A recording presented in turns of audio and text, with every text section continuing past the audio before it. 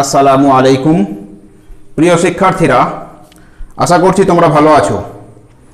আজকে আমরা আলোচনা করব আমাদের আরবি স্বরচিহ্নের আরেকটি যে স্বরচিহ্ন, অর্থাৎ তিনটে প্রধান স্বরচিহ্নের পরেও যে আরও কিছু স্বরচিহ্ন আছে, সেই স্বরচিহ্নের মধ্যে একটা হলো জজম বা সাকিন। এই সাকিনের প্রয়োগ আমরা দেখাবো, অর্থাৎ সাকিন প্রয়োগ হলে বর্ণের কি পরিবর্তন বা এর উচ্চারণ কি হতে পারে সেই বিষয়ে আমরা আজকে আলোচনা করব। চলো তাহলে আমরা দেখে নিই। এখানে দেখো দেওয়া আছে প্রথমে সাকিন অর্থাৎ জজম এর কাজ বা প্রয়োগ। এবার বলছে জজমের আকৃতি তিন রকমের হয়। জজমের আকৃতি, জজম যে স্বরচিহ্নটা, এটা তিন ধরনের হয় আকৃতিটা। প্রথমত দেখো দেওয়া আছে এখানে এই একটা আকৃতি, এই আকৃতিটা তোমরা লক্ষ্য করো বোর্ডের দিকে, এই একটা আকৃতি, অর্থাৎ বড় করে দেখালে আকৃতিটা এরকম ধরনের একটা বর্ণের উপরে থাকে। আবার কখনো কখনো এই আকৃতি বাদ দিয়ে কোনো কোনো জায়গাতে এরকম ধরনের আকৃতিও থাকে। আবার কোনো কোনো জায়গাতে এরকম একটা শূন্য, ছোট শূন্যের মতো বা একটা বড় সাইজের বিন্দুর মতো আকৃতিও দেওয়া হয়। এবার যে জায়গাতে বই ছাপা হয় বা যিনি লিখছেন তার ইচ্ছা অনুযায়ী তিনি কোন চিহ্নটা প্রয়োগ করবেন সেটা নির্বাচন করেন। তবে অধিকাংশ ক্ষেত্রে আমরা দেখি, যতটুকু আমি স্টাডি করেছি অন্তত, এই চিহ্নটাই বেশি ব্যবহৃত হয়েছে। অর্থাৎ সাকিন বা জজমের ক্ষেত্রে এই চিহ্নটাই কিন্তু বেশি ব্যবহৃত হয়েছে। ছোট্ট মতো যে দাল লিখলে যেটা হয় ওই টাইপের আকৃতি। তাহলে তিন ধরনের আকৃতিতে আমরা জজম বা সাকিনকে পেতে পারি। এটা বসে কোথায়? বর্ণের উপরে। এবং এর কাজ কি? এর কাজ হলো এ যে বর্ণের উপরে বসবে সেই বর্ণটিকে তার আগের বর্ণের সঙ্গে জুড়ে দেয়। অর্থাৎ জজম একাকী কোনো কাজ করতে পারে না, ওর অন্য কাউকে প্রয়োজন হয়। জের জাবার পেশ অর্থাৎ প্রধান যে স্বরচিহ্নগুলো, এই স্বরচিহ্নগুলো এবং তার আগে কোনো একটা বর্ণ থাকতে হবে, কোনো একটা বর্ণ থাকবে এবং সেই বর্ণের উপরে জের জাবার বা পেশ যে কোনো একটা স্বরচিহ্ন থাকবে। থাকলে কি হবে না, ও যে বর্ণের উপরে বসলো, বসার ফলে সেই বর্ণটি ওর পূর্বের বর্ণের অর্থাৎ ডান দিকের বর্ণের সঙ্গে জুড়ে যায়। তো আমরা একটু উদাহরণ দিলে ক্লিয়ার হয়ে যাবে জিনিসটা। চলো আমরা দেখে নিই। এখানে প্রথমত আমি লিখছি উদাহরণ দেওয়ার জন্য, যেমন এখানে আমি মিম লিখলাম, যদিও টানা লেখা প্রয়োজন, কিন্তু টানা লিখছিলাম এই কারণে যে তোমাদের টানা লেখার এখনো প্র্যাকটিস করানো হয়নি, তো ওই জন্য আমি কেটে লিখছি। তাহলে প্রথম আমি মিম লিখলাম আর এখানে আমি নুন লিখলাম, দুটো বর্ণ পাশাপাশি লিখলাম। পাশাপাশি লেখার পরে আমি মিমের উপরে জাবার দিলাম। তাহলে আমি বাংলা করে লিখলে কি দাঁড়াচ্ছে? মিম মানে ম আর নুন সমান দন্তন্য। আমি দুটোরই বাংলা উচ্চারণ লিখে নিলাম। তাহলে একটা মিম সমান ম আর নুন সমান দন্তন্য। আমি ডান দিক থেকে লিখেছি আরবিটাকে বোঝার জন্য, আর বাংলার ক্ষেত্রে আমি বাম দিক থেকে লিখেছি, যেহেতু বাংলা বাম দিক থেকে লেখা হয়, তো ওই জন্য দুটোকে আমি ম লিখলাম বাম দিকে অর্থাৎ প্রথম, আর তারপরে দন্তন্য লিখলাম বা মূর্ধন্য যাই লিখি আমি লিখলাম। তাহলে মিমের উপরে জাবার দিলাম আর নুনের উপরে আমি সাকিন দিলাম। এরপরে উচ্চারণটা কি দাঁড়াবে? এরপরে উচ্চারণটা মিমের উপরে যখনই জাবার হলো তার মানে ময়া আকার হয়ে গেল, আর নুনের উপরে যেই সাকিন পড়ে গেল অর্থাৎ এর সঙ্গে হসন্ত যোগ হয়ে গেল নিচের, অর্থাৎ জজমের কাজ হলো হসন্তের মতো, এক কথাই বাংলা বুঝতে গেলে। তাহলে কি উচ্চারণটা দাঁড়িয়ে গেল? অর্থাৎ এই যে শব্দবন্ধ আমি তৈরি করলাম, এই যে জায়গাটিতে একটা শব্দ তৈরি করেছি আমি এটার দ্বারা, মিম আর নুন এই দুটোকে যোগ করে আমি একটা মানে আরবির একটা শব্দ তৈরি করেছি। সেটা যাই মানে হোক, আমি অর্থ নিয়ে এখন যাচ্ছি না, যদিও এর একটা মানে আছে। তো যাই হোক, তাহলে মিম আর নুন, মিমের উপরে জাবার মানে মিম সমান ম, তাহলে ময়া আকার হয়ে গেল, আর দন্তন্বয়ের উপরে সাকিন মানে হসন্ত হয়ে গেল। তাহলে উচ্চারণটা দাঁড়ালো মান। এবার আমি পড়বো কি করে? পড়ার একটা নিয়ম আছে। এই ধরনের যখনই আমার সাকিন যোগ করে কোনো শব্দ গঠিত হবে তখন পড়ার নিয়ম হচ্ছে, যেহেতু মিম আছে আগে, তাহলে মিম যেহেতু নুনের উপরে সাকিন আছে, অতএব বুঝে নিতে হবে যে নুনটা মিমের সঙ্গে জুড়ে যাবে। তাহলে কি বলবো? মিম নুন জাবার, এই তো জাবার চলে এলো। তাহলে নুনের উপরে যে সাকিন আছে, সাকিনটাকে আলাদা করে উচ্চারণ করে বলতে হবে না যে মিম নুন সাকিন জাবার, এমন বলার দরকার নেই। সাকিন আছে মানে আমি বুঝে নেবো এখানে নুনটা মিমের সঙ্গে জুড়ে যাবে। তাহলে পড়ার পদ্ধতি হলো যে ছন্দে আমি পড়বো প্রথমের দিকে শেখার সময়তে, পরে আর এগুলো লাগবে না। তাহলে প্রথম যখন আমি পড়বো এটা মিম নুন জাবার মান, অর্থাৎ এরকম ভাবে পড়তে হবে পড়ার নিয়মটা। মিম মিম নুন জাবার মান, আমি সমানটা দিলাম, তার মানে এটা এর ফলাফলটা, অর্থাৎ এটা হলো সমীকরণটা এক কথায়, এর ফলাফলটা এটা।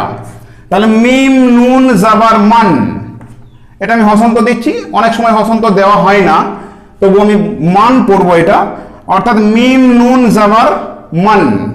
খুব ভালো করে দেখি আমরা বারবার করে, এটা নতুন জিনিস একটা, ওই জন্য বারবার দেখার প্রয়োজন আছে। মিমের উপরে যেই জাবার দিলাম, নুনের উপরে সাকিন দিলাম, তখন আমায় পড়তে হবে মিম নুন জাবার মান।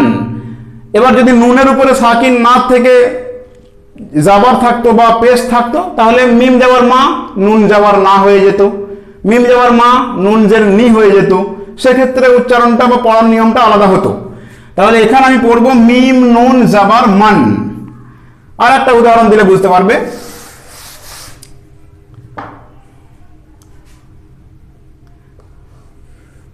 আমি জিম লিখলাম এখানে, আর বা লিখলাম, তাহলে জিমের উপরে আমি জাবার দিলাম, বায়ের উপরে আমি সাকিন দিলাম। এবার কি দাঁড়াচ্ছে? এটা পড়তে গেলে কেমন করে পড়বো? আমি আগেরটা লিখে দিয়েছি, এই ছন্দেই পড়া হবে। যেমন মিম নুন জাবার মান পড়েছি, এখানে জিম বা জাবার, তাহলে জিম মানে বর্গীয় জ, জিমের উপরে জাবার আছে মানে বর্গীয় জ আকার, আর বয়ের উপরে মানে বায়ের উপরে সাকিন আছে মানে শুধুমাত্র ব বা বয় হসন্ত। তাহলে জিম বা জাবার জাব, জিম বা জাবার, জিম বা জাবার জাব, তাহলে জিম বা জাবার জাব।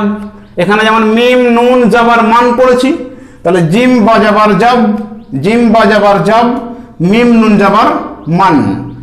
এইভাবে পড়তে হবে আমাদেরকে। তাহলে এখানে আমি জাবার দিয়ে দেখালাম দুটো। এবার জাবারের জায়গাতে আমি পেশ দিতে পারি, অন্য কোনো বর্ণ চুজ করতে পারি, অর্থাৎ যে কোনো বর্ণই আমি পছন্দ করি না কেন, 28টা বর্ণের মধ্যে দুটো দুটো করে প্র্যাকটিস করব। এর থেকেও বেশি দিয়ে আস্তে আস্তে প্র্যাকটিস হবে তোমাদের। তো প্রথমে দুটো দুটো করে বর্ণ দিয়ে আমরা যে কোনো বর্ণ তোমার পছন্দ অনুযায়ী তুমি যে কোনো দুটো বর্ণ পছন্দ করে নাও, এখানে মানের কোনো ব্যাপার নেই, কারণ আগে পড়াটা প্র্যাকটিস করতে হবে। তাহলে আমি দুটো বর্ণ এখান থেকে আবার অন্য পছন্দ করছি। যেমন আমি এখানে আলিফ দিলাম, অর্থাৎ হামজা এসে যাবে এখানে, আবার এখানে মিম দিলাম, তাহলে আলিফের উপরে জাবার দিলাম মানে হামজা জাবার আর মিম এখানে, তাহলে হামজা মিম জাবার আম, হামজা মিম জাবার আম হয়ে গেল। এইভাবে আমি জাবার দিয়ে তার সঙ্গে সাকিন যোগ করে দেখালাম 3টে উদাহরণ। এরপরে অন্য স্বরচিহ্ন যেগুলো আছে সেগুলো দিয়েও আমরা প্র্যাকটিস করতে পারি। যেমন আমি যদি এখানে সিন লিখছি, আর এখানে আমি হয়তো কাফ লিখলাম, এখানে সিনের নিচে জের দিলাম, জাবার দিয়ে হয়ে গেছে, আর এখানে আমি কাফের উপরে সাকিন দিলাম, তাহলে কি দাঁড়াবে? সিন মানে এখানে দন্তস্ব, তার সঙ্গে জের যোগ হয়েছে, জেরের কাজ হস্যইকার, কাফ মানে ক, এর উপরে এর নিচে হসন্ত, তাহলে উচ্চারণটা দাঁড়াচ্ছে সিক। এবার পড়বো কেমন করে? সিন কাফ জের, এখন যাবার নেই কিন্তু, তাহলে সিন কাফ জের সিক, যে সিন কাফ জের, সিন কাফ জের। আমি ছন্দ করে দেখাচ্ছি, তাড়াতাড়ি পড়লে সিন কাফ জের সিক, সিন কাফ জের সিক। আবার আমি যদি এখানে অন্য কিছু লিখি, আরো সোয়াদ লিখলাম, লাম লিখলাম, সোয়াদে জের দিলাম, লামে সাকিন দিলাম, তাহলে সদ মানে দন্ত সয় বয়, তার সঙ্গে জের আছে মানে হস্যই, আর লাম মানে ল, তাহলে সদ লামজের সিল, সদ লামজের সিল, তাহলে সদ লামজের সিল, সদ লামজের সিল, সিন কাবজের সিক, সিন কাবজের সিক, সদ লামজের সিল। এইভাবে কিন্তু আমরা প্র্যাকটিস করতে পারবো। তাহলে জের দিয়ে আমরা দুটো উদাহরণ দিলাম। এবার যে কোনো দুটো বর্ণ তুমি পছন্দ করে নাও, তার সঙ্গে জের যোগ করতে পারো, দিয়ে সাকিন দিতে পারো, তার সঙ্গে জাবার যোগ করতে পারো, দিয়ে সাকিন দিতে পারো। তাহলে এটা হলো। এরপর আমরা পেশ যে স্বরচিহ্ন আছে আমাদের, সেটা দিয়ে আমরা একটু প্র্যাকটিস করে দেখি, দুটো বা তিনটে। যে কোনো দুটো বর্ণ তোমরা বেছে নাও নিজের মন থেকে। যেমন আমি প্রথমে র দিচ্ছি, র, আর তারপরে দিচ্ছি আমি ফা, ফাটা দেওয়া হয়নি। তাহলে র এর উপরে পেশ দিলাম, ফা এর উপরে সাকিন দিলাম, তাহলে র মানে বাংলার র, রয় হর্ষও দিলাম, আর ফয় হসন্ত দিলাম। তাহলে র ফা পেশ রুফ, র ফা পেশ রুফ এসে গেল। তাহলে র ফা পেশ রুফ, র ফা পেশ রুফ এসে গেল। আমি হা লিখলাম, আচ্ছা, তারপর দাল লিখলাম। এখানে হায়ের উপরে পেশ দিলাম, দালের উপরে সাকিন দিলাম। তাহলে হা মানে হ, তার সঙ্গে পেশ হস্যও, আর দাল মানে দ, তার উপরে সাকিন। তাহলে কি দাঁড়াচ্ছে? হা দাল পেশ হুদ, হা দাল পেশ হুদ, হা দাল পেশ হুদ। তাহলে আমরা সাকিন আর পেশ এই দুটোর সংযোগ দেখতে পাচ্ছি এখানে। তাহলে হা দিলাম, আবার কফ দিচ্ছি আমি প্রথম, তারপরে আর একবার লাম দিলাম, এখানে পেশ দিলাম, সাকিন দিলাম। তাহলে কফ মানে কয়ে বয়ে, তার সঙ্গে পেশ মানে হস্যৌকার, লাম মানে ল হসন্ত। তাহলে কফ লাম পেশ কুল, কফ লাম পেশ কুল। তাহলে কফ লাম পেশ কুল, তাড়াতাড়ি পড়তে গেলে কফ লাম পেশ কুল। বর্ণের উচ্চারণটা আমাদেরকে প্রথমত খেয়াল রাখতে হবে যে বর্ণটির সঠিক উচ্চারণ কি, জাবার জের পেশ এদের কাজটা কি, আর তারপরে সাকিন, সাকিন মানে সিম্পল বাংলার যা উচ্চারণ ওই বর্ণটির হুবহু সেই উচ্চারণ অনুযায়ী কিন্তু এটা বসে যাবে। তাহলে আমরা তিনটে যে প্রধান স্বরচিহ্ন, সেই স্বরচিহ্নের সঙ্গে পাশে অন্য একটা সাকিন যুক্ত বর্ণ বসিয়ে সাকিনের যে কাজ বা যজমের যে কাজ সেটা আমরা দেখলাম উদাহরণ সহযোগে, দুটো তিনটে করে উদাহরণ দিলাম। এবার তোমরা যদি বারবার প্র্যাকটিস করো নিজের মনে লিখে লিখে, দুটো দুটো করে বর্ণ লিখে, একটাই যে কোনো একটা স্বরচিহ্ন দিলে তার পাশেরটাই যে কোনো মানে একটা বর্ণ বসিয়ে তাতে সাকিন বা যজম যোগ করলে এরপরে কি উচ্চারণ দাঁড়াচ্ছে। আর পড়ার নিয়ম হচ্ছে এরকম ধরনের, এই যে র ফা পেশ রুফ যেমন হলো, হা দাল পেশ হুদ, কফ লাম পেশ কুল। এই নিয়মে এই ছন্দে তোমরা বারবার প্র্যাকটিস করবে, তাহলে সাকিনের যে উচ্চারণ বা সাকিনের যে কাজ, কোনো বর্ণের উপরে সাকিন বসলে যেটা কাজ হয় সেটা তোমরা আস্তে আস্তে আয়ত্ত করতে পারবে। আর সাকিনের আকৃতি তিন ধরনের হয়। তোমরা যে বই পড়বে সে বইয়ে কি ধরনের আকৃতি ব্যবহার করেছে লেখক সেটা তোমরা লক্ষ্য রাখবে। এই একটা আকৃতি, এটা বেশি ব্যবহৃত হয়, এই একটা আকৃতি আর এই একটা আকৃতি, এই তিনটা আকৃতি। আর এর কাজ হলো বাংলাতে হসন্তের মতো।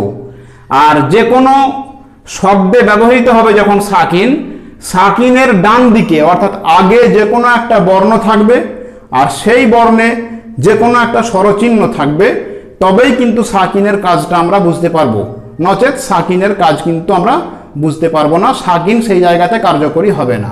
আজ এ পর্যন্তই। সকলে ভালো থেকো, সুস্থ থেকো। আসসালামু আলাইকুম।